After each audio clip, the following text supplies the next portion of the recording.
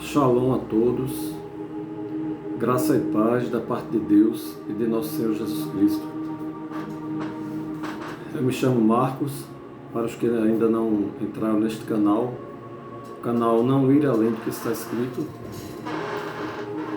um canal de divulgação da Palavra de Deus. Estou fazendo uma série de estudos para divulgar o e-book que eu escrevi também, além de divulgar a palavra de Deus também com outros vídeos. Hoje eu vou falar sobre o capítulo 5 do e-book, né? Comecei desde o capítulo 1, são 7 capítulos, e esses 7 capítulos falam das diferenças entre o que nós pregamos, nós adoradores unitarianos. Mais uma vez eu vou falar aqui que não somos uma instituição religiosa, mas somos simplesmente adoradores do Deus único, que fizemos como os bereanos, né, naquele tempo que quando os discípulos pregaram a mensagem, né, lá em Bereia, né, aí foi dito lá em Atos dos Apóstolos que os crentes de Bereia foram mais prudentes, né, foram mais nobres que os de Tessalônica, porque eles verificavam na Escritura tudo o que os apóstolos falavam, né, para saber se era aquilo mesmo. Então, nós, nos dias atuais, agimos dessa forma. Então, nós somos um movimento de restauração e somos também uma igreja, né? Então, hoje eu vou falar sobre o capítulo 5. O capítulo 1 é retrocedendo, né? Fazendo um rápido resumo do que foi já falado aqui. O capítulo 1 foi sobre a divindade. O capítulo 2 foi sobre os mandamentos de Deus, né? A doutrina dos mandamentos. O 3 sobre a contribuição. O 4 sobre o estado dos mortos. E agora estamos no capítulo 5. Vou falar também resumidamente, porque eu vou indicar o e-book para que vocês possam ler o e-book. O e-book que vocês podem acessar no site audeusunico.com.br. Vou deixar na descrição do vídeo, vocês poderão acessar este e-book. É um e-book, é um site que é coordenado pelo irmão Paulo Pinto, que faz parte da nossa igreja, né? Ele coordena lá no Quidé, é o irmão que está à frente lá, no bairro do Quidé, em Juazeiro, da Bahia. Eu também faço parte lá. Então, eu vou falar justamente sobre o capítulo 5, que é sobre a doutrina do tempo do fim. Mais especificamente sobre a volta de Jesus. Então, esse livro, esse e-book, que se chama Entrevista com um Cristão Remanescente.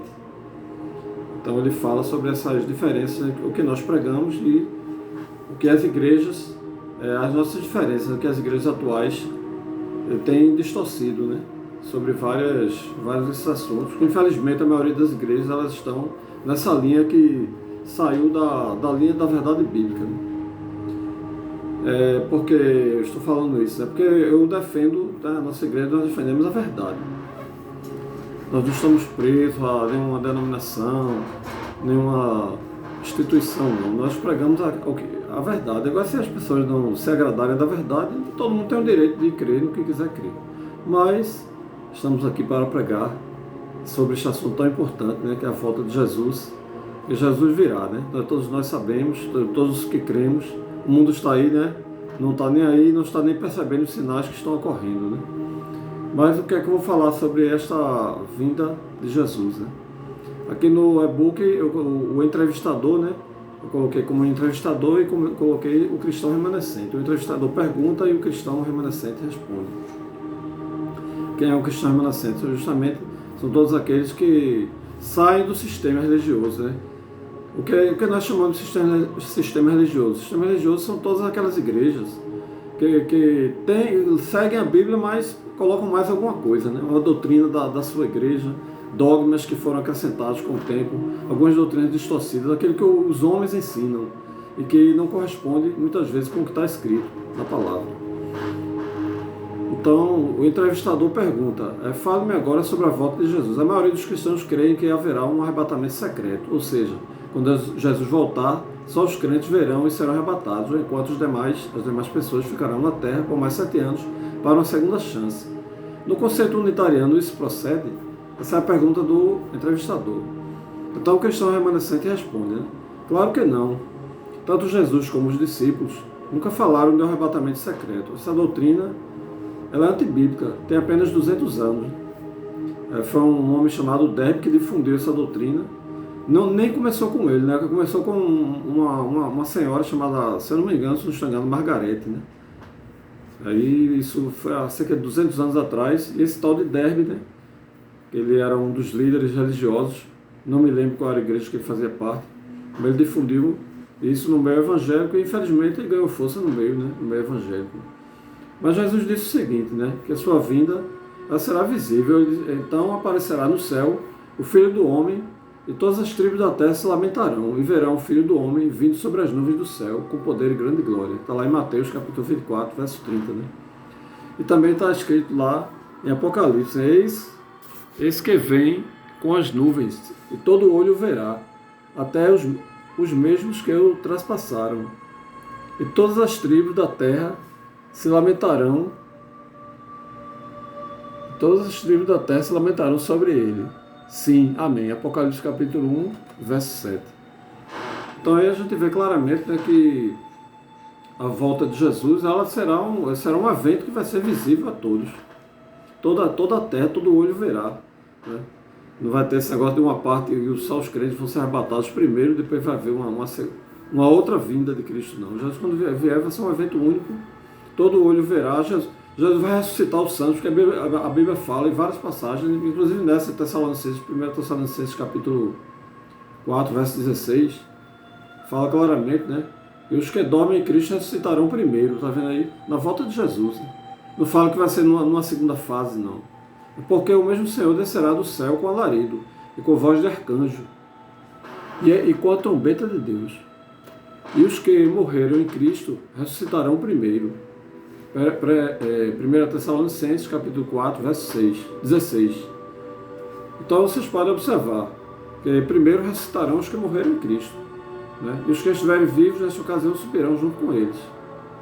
E vai ser um evento que vai ser de muito barulho, né? Porque Jesus fala que haverá o rijo clamor de trombeta, né? Quando ele voltar. Então não vai ter essa de um arrebatamento secreto, Jesus vem e o mundo vai ficar aqui, vai ter segunda chance. Não haverá segunda chance não. Jesus disse que daquela parábola das virgens, né? Quem não tiver com azeite, né? Se dá aquelas virgens, mostra claramente, né? Que o noivo vem e não vai dar tempo para as outras virgens, que inclusive as outras virgens são também pessoas que conhecem o noivo, digamos que são pessoas cristãs, crentes também, né? Mas que não estarão preparadas. Então quando fechar essa porta não vai ter uma segunda chance não, né?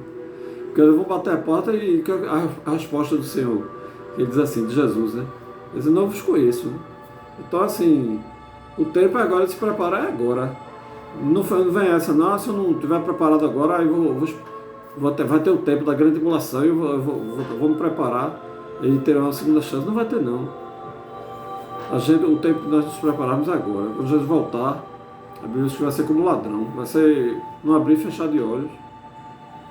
E quem ficar aí vai sofrer as consequências, né, do derramamento das taças, né, que vai ser as maiores pragas que vai haver e o desfecho final. Né? A Bíblia diz que a terra, como disse lá o apóstolo Pedro, deixa eu ver aqui numa passagem, o apóstolo Pedro fala que naquele dia o céu e a terra passarão com grande estrondo, né? E também aqui no livro de Mateus, diz assim, porque o Filho do Homem virá na glória do seu Pai, com seus anjos, e então dará a cada um segundo as suas obras. E também no Apocalipse diz assim, e diziam aos montes e aos rochedos, caí sobre nós, escondei-nos do rosto daquele que está assentado sobre o trono, e da ira do Cordeiro. Fala aqui que eles vão procurar lugares para se esconder, né? Os ímpios. Os justos serão arrebatados e os ímpios eles vão ficar procurando lugar para se esconder. Eles já estão vendo a glória de Deus e Jesus vindo sobre as nuvens para pelejar contra, né, as nações que se levantaram contra o seu povo. Né?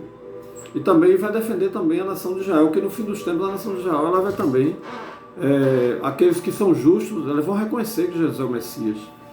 Então, como diz lá o profeta Daniel, né? Perdão, é o profeta Daniel mesmo. O anjo Gabriel disse ao profeta Daniel, né, que nos últimos dias se levantaria Miguel e pelejaria a favor do seu povo. Então, assim, quando Jesus voltar, né, ele vai se levantar a favor do seu povo e vai virar grande poder e glória, né? E até, né? Como diz o apóstolo Pedro na segunda carta de Pedro, no capítulo 3, verso 10, assim: mas o dia do Senhor virá como ladrão de noite, no qual os céus passarão com grande estrondo, e os elementos ardendo se desfarão, e a terra e as obras que nela há se queimarão. 2 Pedro, capítulo 3, verso 10. Então, assim, não vai ter essa segunda chance, não. As pessoas vão ser, os que tiverem de ser condenados vão ser, nesse momento, né, vão ser condenados, no sentido assim, eles vão morrer, né, com a volta de Jesus, porque as pragas os destruirá, né, os destruirão. E os santos serão arrebatados. E aí eles vão morrer, né? Os que não creram em Cristo só vão ressuscitar 1000 anos depois para a condenação do juízo final. Então, assim, é bom cada um refletir, né? Refletir, porque a volta de Jesus ela será uma surpresa para o mundo. Para nós não, que nós já estamos ligados devido aos sinais. Jesus disse vai ter esses sinais, né? Quando Jesus fala lá no capítulo 24 de Mateus, Jesus fala de vários sinais. Eu vou pegar a Bíblia aqui para a gente só conferir algumas coisas. Mateus capítulo 24, Jesus, né, ele nos dá advertências sobre a sua vinda, né?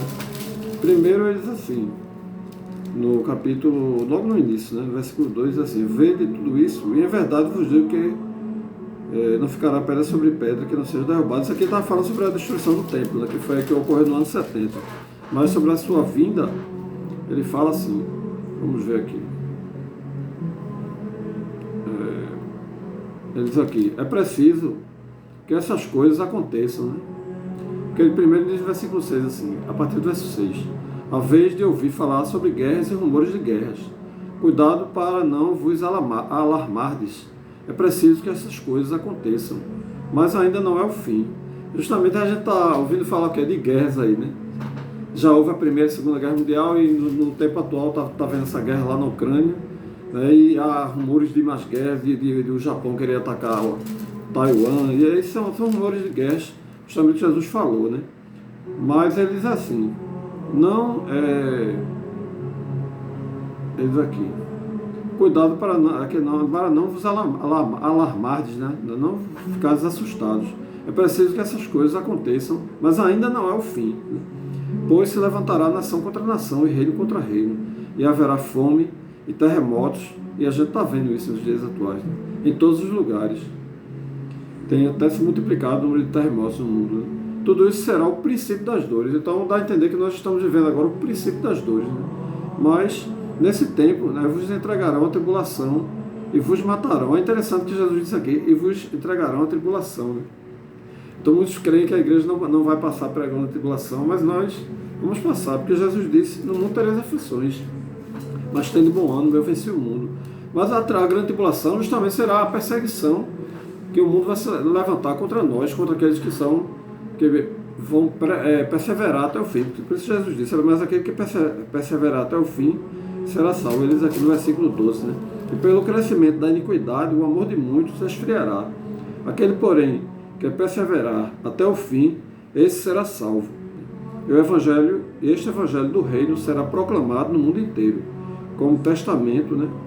Como testemunho para todas as nações. E então virá o fim. Talvez você esteja estranhando a leitura aqui, porque eu uso mais a Bíblia de Jerusalém, que é uma Bíblia católica, mas é uma Bíblia que foi traduzida com a participação de tanto católicos como protestantes e até alguns judeus. E ela é uma Bíblia que eu posso dizer que ela é imparcial, né? Ela foi traduzida dos manuscritos mais antigos também, como a Bíblia, principalmente a Bíblia israelita, que eu uso também. Eu já falei sobre vocês aqui sobre a Bíblia israelita. Então é uma linguagem com significado de palavras mais do hebraico, né? porque algumas traduções, elas com a tradução, a versão, ela às vezes modifica um pouco o significado original da palavra. Então, assim, as pessoas ficam temendo a grande tribulação, mas Jesus disse que nós vamos passar por tribulações, né? Nós sofreremos as perseguições. Ele diz aqui, né? A grande tribulação, né? Ele diz aqui. Quando, portanto, virdes a abominação da desolação do que fala o profeta Daniel, instalada no lugar santo, que o leitor entenda. Então, os que estiverem na Judéia fujam para as montanhas. Aquele que estiver no terraço não desça para apanhar as coisas da sua casa. E aquele que estiver no campo não volte atrás para apanhar a sua veste. Ai daquelas que estiverem grávidas e estiverem amamentando naqueles dias. Pedi que a vossa fuga não aconteça no inverno ou no sábado, pois naquele tempo haverá grande tribulação, tal como nunca houve, né? Desde o princípio do mundo até agora, nem tornará a haver jamais. Então Jesus está falando aqui já no finalzinho, né? Porque quando chegar no final, quando o anticristo ele vai se sentar no templo de Deus, que a gente não sabe que templo será esse, né? Se vai ser o templo de Jerusalém, se vai ser reconstruído, ou vai ser outro templo que vão dar o nome do templo de Deus, a gente não sabe, né? Mas ele vai dizer que é Deus, e então a abominação ela vai chegar no lugar santo. Provavelmente vai ser lá em Jerusalém, que é onde era o templo, né? Onde está lá agora aquela mesquita de Omar.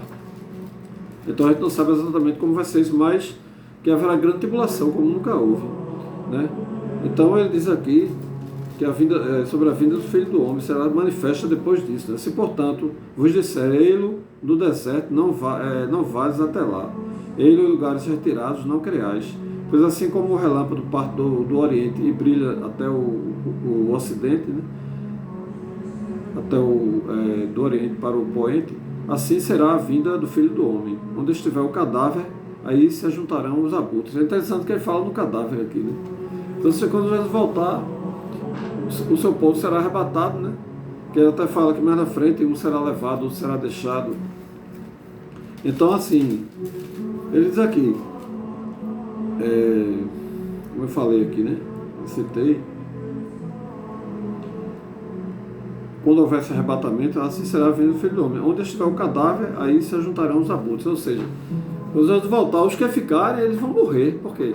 Eles vão sofrer todas aquelas pragas do Apocalipse, aquelas últimas pragas, né? No momento das taças, né? Que vai afligir, principalmente a última, né? Que a Bíblia diz que todas as cidades da terra, todas elas vão cair, né?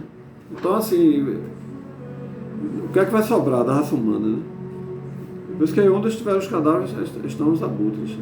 Vão ali estar os abutres, porque vai ser como diz no Apocalipse, né? As bodas do Cordeiro, ela vai acompanhar também a ceia daqueles animais, né? As aves do céu vão comer aquelas carnes daquelas pessoas que vão morrer, né? Os que ficarem, né? Na vinda de Jesus. Então, assim, eu vou encerrar o vídeo para que não fique muito prolongado e que vocês podem buscar esse assunto aqui. Eu coloquei de forma resumida, né? Tudo isso vocês podem buscar mais no que está escrito nos versículos. Coloquei alguns versículos lá. Então aí vocês podem acompanhar.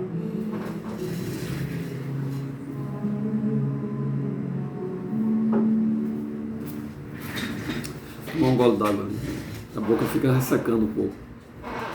Então, assim, a gente pode para que nós possamos refletir, né? Sobre a volta de Jesus, estejamos preparados para esse dia glorioso, para que possamos estar do lado direito, né? Quando Jesus voltar e disser, vinde a mim, bendito meu Pai, tomai posse do meu reino, e você está preparado desde a fundação do mundo, né? Para que nós sejamos no outro lado, né? Quando Jesus diz, apartai-vos de mim, malditos, né? Para a condenação do fogo, né? É uma coisa que também que eu já falei no capítulo anterior, né, sobre o lago de fogo, sobre a condenação dos ímpios, né, que serão mortos na vinda de Cristo, mas eles ressuscitarão no juízo final para a condenação do lago de fogo, que é a segunda morte, né, conforme diz no Apocalipse.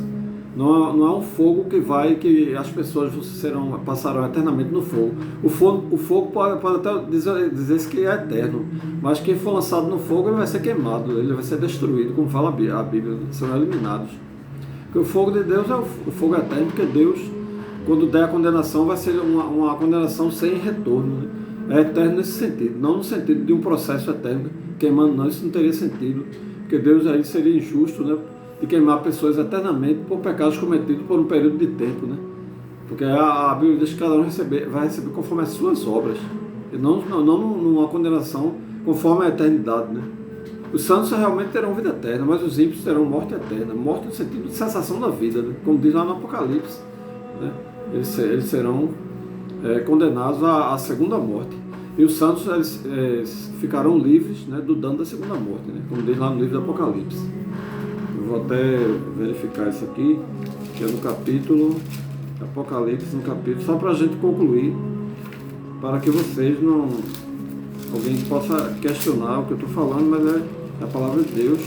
E a palavra de Deus, ela se interpreta por si mesma, não é que nós estamos dando uma interpretação pessoal, não. A palavra de Deus, a Bíblia, ela interpreta por si própria, desde que você consiga estudar de forma harmoniosa, né? Então, no capítulo 22, vamos ver aqui.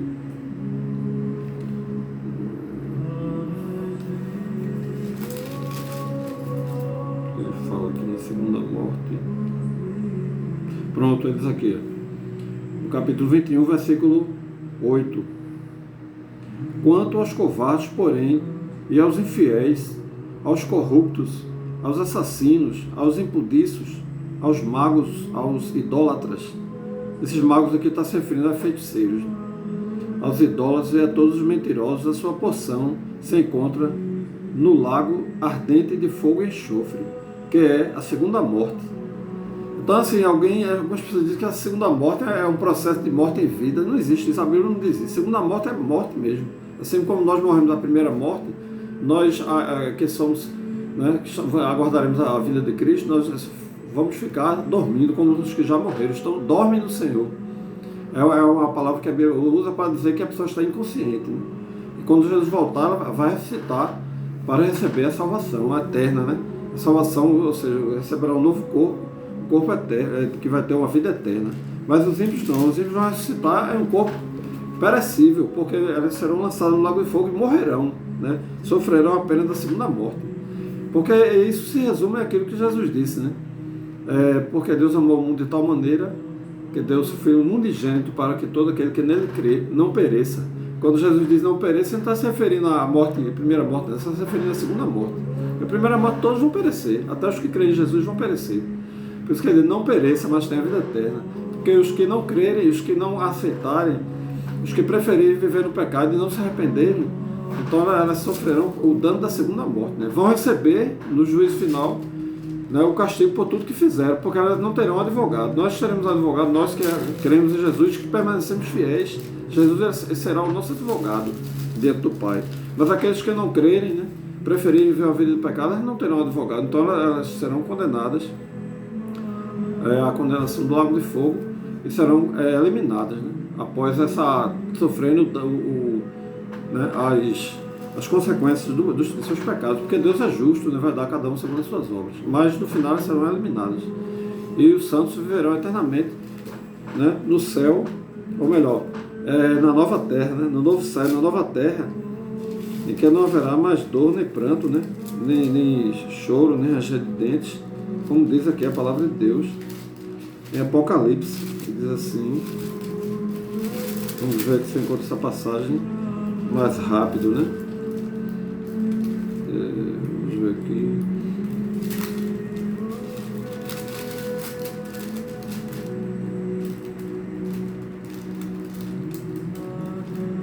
Aqui, capítulo 21, no mesmo capítulo, né? No 21, diz aqui, ele,